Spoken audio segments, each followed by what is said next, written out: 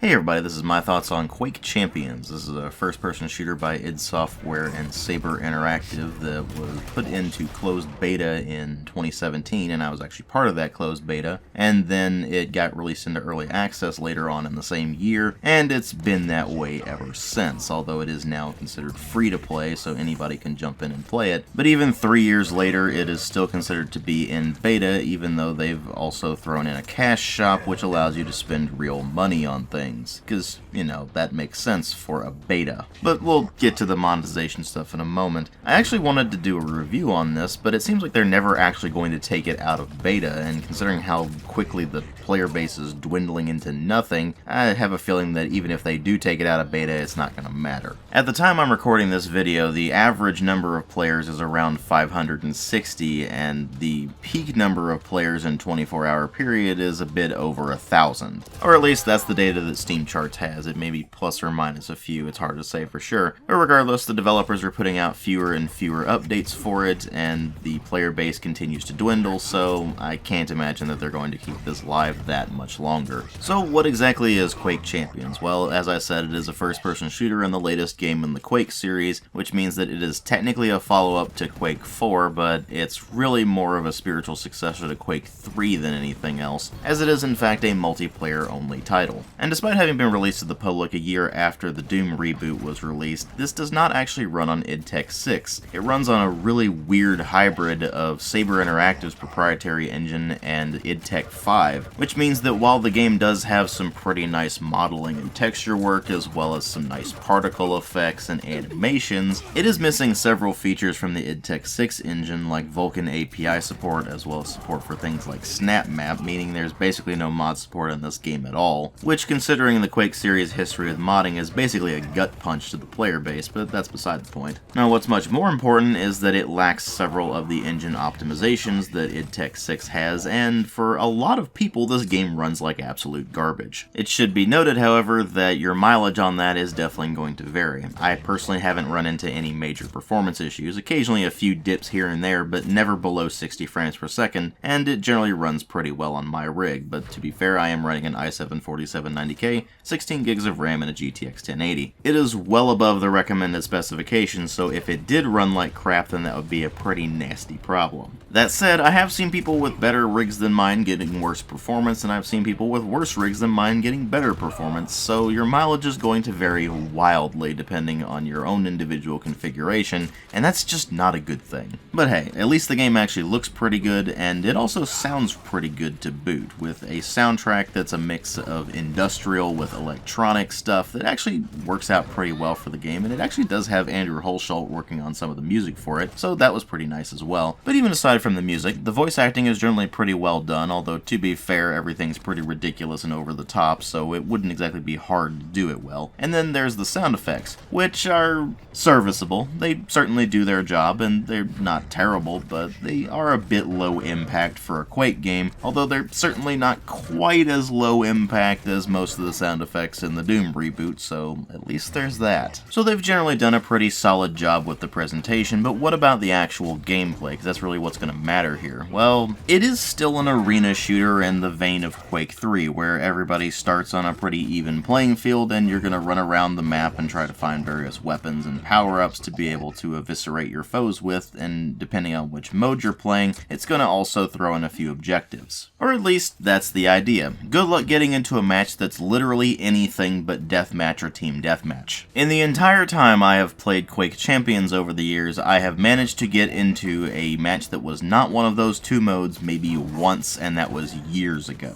Now, admittedly, that's not all that surprising. I mean, this is Quake, which is supposed to be the premier deathmatch game, so it's not surprising that people would go into it and play pretty much nothing but team deathmatch or deathmatch. It does mean, however, that the vast majority of modes in this are completely wasted, and it also does not synergize well with the new champion system. Granted, the new champion system doesn't synergize well with the arena shooter gameplay to begin with, but that's beside the point. The idea with the champion system is that each character actually has its own individual abilities that influence how that character plays. Each one has an active ability that's on a cooldown and 2 passive abilities that are just always active. And the passive abilities are things like improving bunny hopping or improving jumping up slopes or things like that. And the active abilities range from things like being able to throw down 3 lines of fire on the ground, or being able to spit acid at things, or being able to bring up a massive energy shield that absorbs incoming damage, or to have an active cloaking mode, or even to throw down an auto turret that automatically attacks nearby enemies. Needless to say, every last one of these things goes completely against the arena shooter doctrine of everyone is on the same playing field and it's all about map control and individual player skill. And as if that weren't enough of a cardinal sin in this, they also made all of the characters have their own specific health, armor, and speed ratings. So some characters are faster than others but have less health and armor. Other characters are slower but have more health and armor. Because, you know, that makes sense.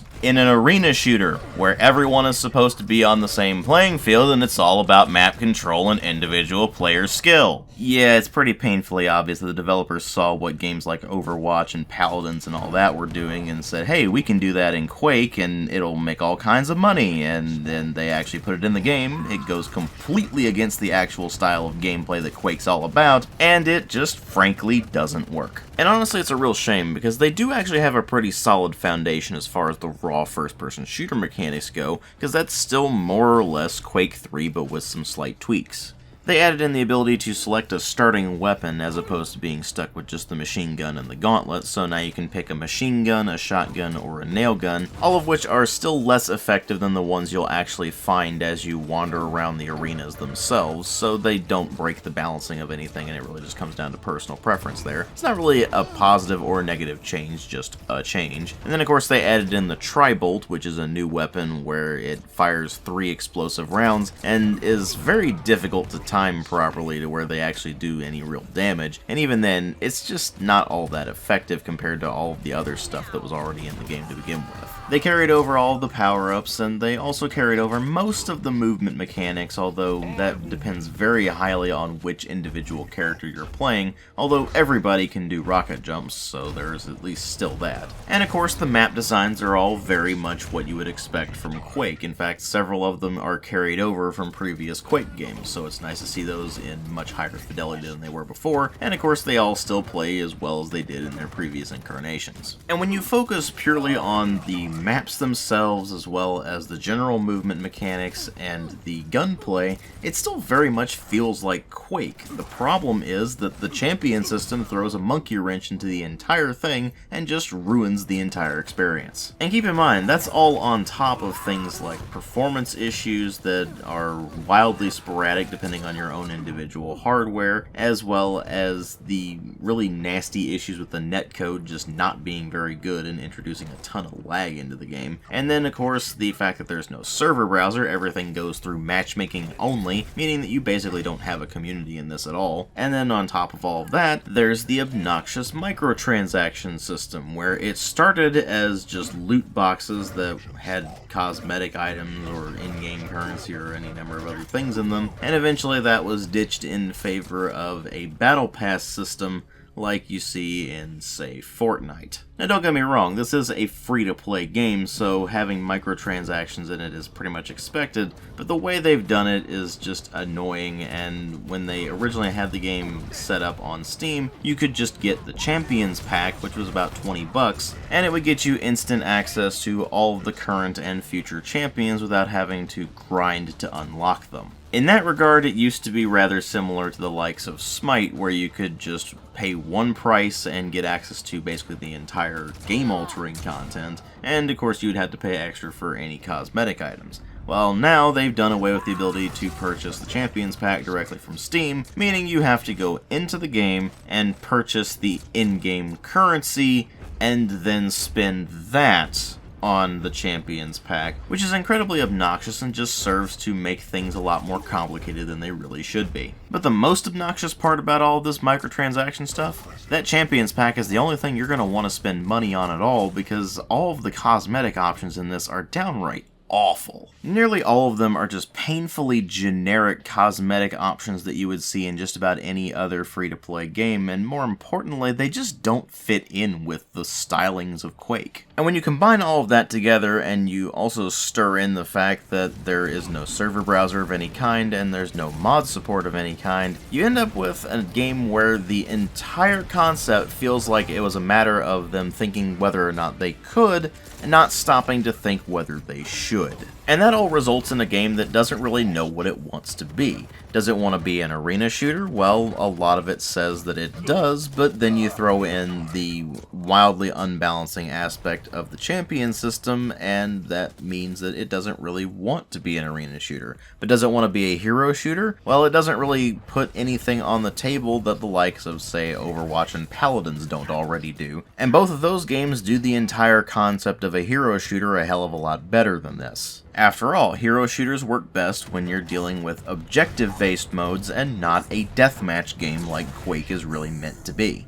And even aside from being confused in terms of general game design, even the engine doesn't know what it wants to be. A big chunk of it is id Tech 5, but then another big chunk of it is Saber Interactive's proprietary engine, and those two disparate engines are smashed together in this bizarre combination that just ultimately results in this horrifying Frankenstein's monster of an engine that has poor performance on a lot of systems, and more importantly, has netcode that's frankly pretty crap. Not even the interface is intuitive and sensibly laid out. It's just like they threw a bunch of elements into a blender, hit the puree switch, and said, that's good enough. Well, obviously it's not, because the game has been hemorrhaging players ever since it went live. And that's really not surprising when you think about the fact that it doesn't really play properly like an arena shooter because of the champion system, and it doesn't properly play like a hero shooter because the champion system is tacked on to an arena shooter, and thus the champion system really doesn't get a chance to shine in the vast majority of modes, and even in the modes that it does get a chance to shine, nobody's actually playing those modes. Of course, even when that system is given a chance to shine, it still doesn't shine, because none of the abilities synergize with one another. They're all about getting quick kills or getting some extra mobility, and that's not really conducive to proper team play. And that just makes it painfully obvious that despite them constantly claiming that this was supposed to be some sort of natural evolution for the Quake series, they were really just trying to copy games like Overwatch and didn't really know how to properly implement some sort of ability system like that into an arena shooter, which the answer to that question is you don't do it, and they just ended up completely destroying the game as a result. And it's pretty painfully obvious that id Software and Saber Interactive see the writing on the wall, because they're barely putting out any updates for this thing anymore, and even when they do put out updates, it's just been a constant stream of updates that break more than they actually fix, and that just keeps driving more and more people away. So I have a feeling it's really not going to last that much longer. I'm actually kind of surprised Bethesda's still got it up and running, and that the developers are still occasionally putting out updates for it at this point, given that they can clearly see the writing on the wall with this one. Even if they are somehow able to fix all of the performance issues and the problems with the netcode,